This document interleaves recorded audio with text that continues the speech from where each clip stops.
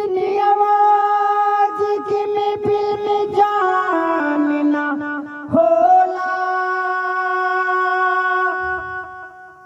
गावे के हर के हो चाहे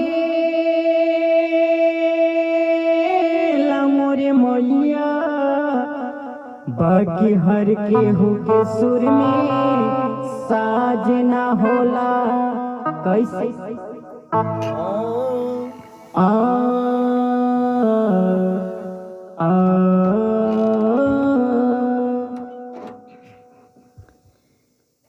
कि तू तो बाड़ू सात सुर के, कि तू तो बाड़ू सात सुर के सुरताजे माई, कि तू तो बाड़ू सात सुर के सुरताजे माई, कि बस तू कंठवा में हर पल तू हमारे माई, कि बस तू कंठवा में हर पल तू हमारे माई, कि जैसे बसे लो मैया कृष्ण के मुरलिया में, ओ सहित बस तो माई हमरे कंठवा में, कि तू तो बड़ू सत सुर के सुरताजे माई, कि बस तू कंठवा में हर पल तू हमारे माई, कि बस तू कंठवा में हर पल तू हमारे माई। सरस्वती मैया की जय, नौ देवी मैयन की जय। तो नमस्कार प्रणाम दोस्तों, बहुत ही अच्छे कलाकार हमारे आए हैं आज स्टूडियो में और इनका परिचय करते हैं थोड़ा आप सबके बीच में। आप सब जानिए कहाँ से आए हैं और इतना अच्छा गला है और इतने ही अच्छे क्वालिटी में गा रहे हैं, और इनके बारे में जानते हैं कहाँ से आए हैं और क्या नाम है इनका, ये सुर के बादशाह का क्या नाम है जानते हैं। तो सर अपने बारे में कुछ बताइए। धन्यवाद सर जी आपने कि सर्वप्रथम राटसगंज सोनभद्र जिला में मैं आपके पास पहली बार आया हूँ। मेरा घर ग्राम पंचायत गोहड़ा दुधी सोनभद्र में आता है और मेरा नाम नरेश निर्गम पनिका जी है, और इस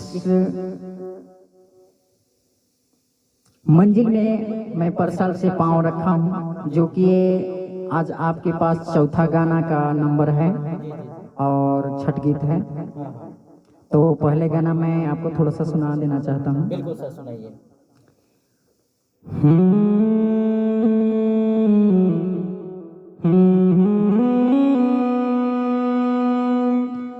ला ला ला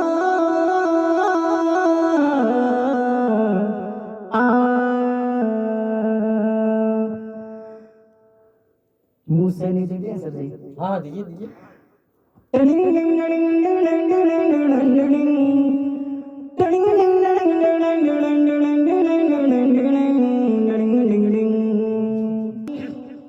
हाथ जोड़ी पड़ा तनी तारो पैया मैया, क्या बात है। हाथ जोड़ी पड़ा तनी तारो पैया मैया, कि हमके बना दा गवैया ये मैया, कि हमके बना दा गवैया ये मैया, कि हमके बना दा गवैया ये मैया।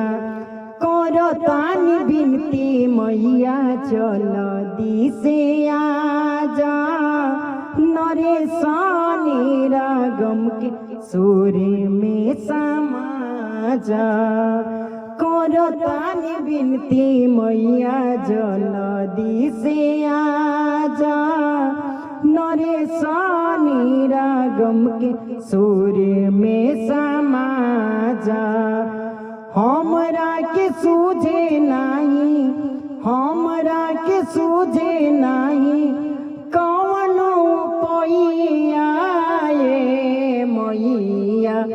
हमके बना दा गवैया ये मैया कि हमके बना दा गवैया ये मैया। हाथ जोड़ी पड़तानी, हाथ जोड़ी पड़तानी तोहरा पैया ये मैया कि हमके बना दा गवैया ये मैया कि हमके बना दा गवैया ये मैया। सुर के देवी मैया की जय हो। क्या बात है सर, मजा आ गया। तो आप सर अपना परिचय दे दिए और बहुत ही अच्छा लगा। और ये बताइए कि आप 1 साल पहले से आप इसमें काम कर रहे हैं इस लाइन? परसल सर मैं मई में ये गाना रिलीज करवाया। अच्छा। तो ये बताइए सर जी कि मतलब कि आपको यहाँ के बारे में सर जी कैसे पता चला? मैं यूट्यूब से। अच्छा, यूट्यूब से जी। तो बहुत ही अच्छा इनका आवाज है सर। और आप सब श्रोता समाज इनको सपोर्ट करिए। और इनका नाम सर क्या बताएं? नरेश निर्गम पनिका जी। नरेश निर्गम पनिका जी। और इनका गाना सर्च करिए और आप सब जरूर सुनिए और आशीर्वाद दीजिए। और यहाँ सर इस लाइन में आपको आने के लिए घर वाले पूरा सपोर्ट करते हैं कि आप अपने मन से आए? नहीं सर, सपोर्ट सबका है। सबका है, कोई दिक्कत नहीं है आने के बाद? कहीं भी मैं आऊंगा जाऊंगा, माता पिता कभी मना नहीं करते हैं। क्या बात है, परिवार भी नहीं। क्या बात है। ऐसा सबको परिवार दें कि आखिर जो जिसका सपना है उसको पूरा करने में सबका सहयोग होता है तो बहुत जल्द पूरा होता है। और आप सबका सपोर्ट देखिए, घर का सपोर्ट है तो देखिए किस तरीके से गाए, आप सबको तो पता चला ही होगा। तो ये होता है सपोर्ट। और माता रानी से यही दुआ करते हैं कि बस ऐसा ही कृपा बना रहे और भाई जी खूब तरक्की करें, हम सब खूब तरक्की करें। और अपने स्टूडियो में आने के लिए संपर्क कर सकते हैं आप सब। 70 18 55 58 96 नंबर है दोस्तों। तो आप सब जरूर कांटेक्ट करिए। रावटगंज सोनभद्र में आप सब भी आएं और अपना आशीर्वाद दीजिए। नमस्कार, प्रणाम। मिलते हैं अभी इनके नए गाने के साथ।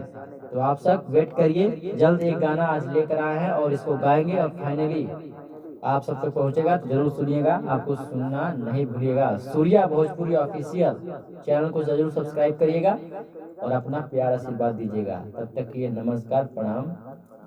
मिलते हैं।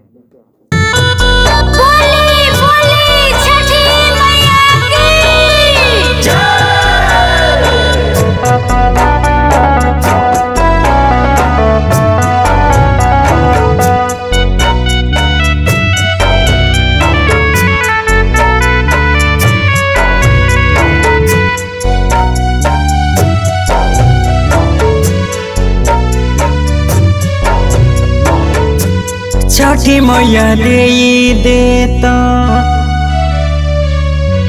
छठी मैया दे देता गोदी में ललनवा पूजनवा हर साल करती हो। कहिया भागिन सभी, कहिया भागिन सभी मारे लतनवा पूजनवा हर साल करती हो। छठी मैया दे देता गोदी में ललनावा पूजनवा हर साल करती हो। छठी मैया दे देता।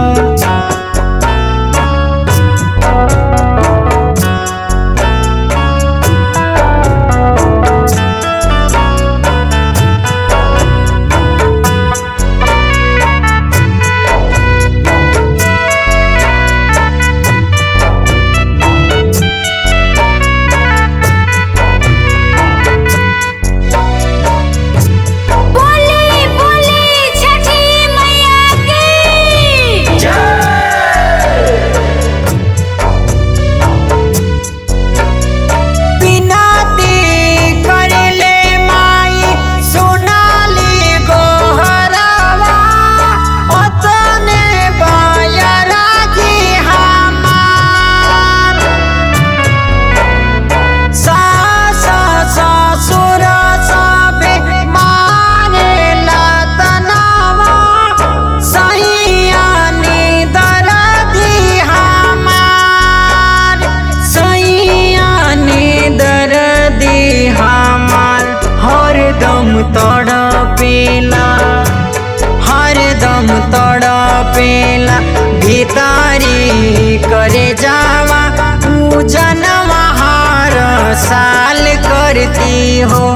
छठी माई दे देता गोदी में ललनामा पूजन हर साल करती हो।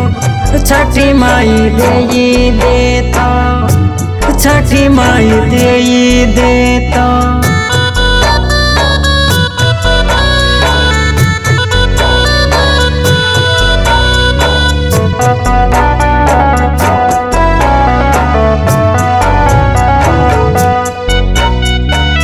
Surya recording studio रावस्टगंज Sonbhadra.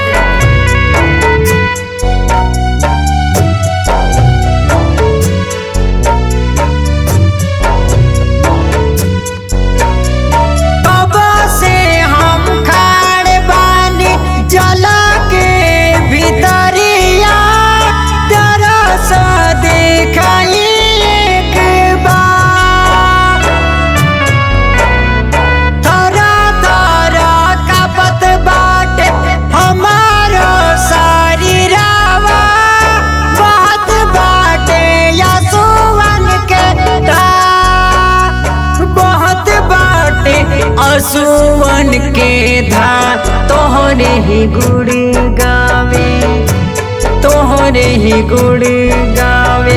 छठी माई जहनवा पूजन हर साल करती हो।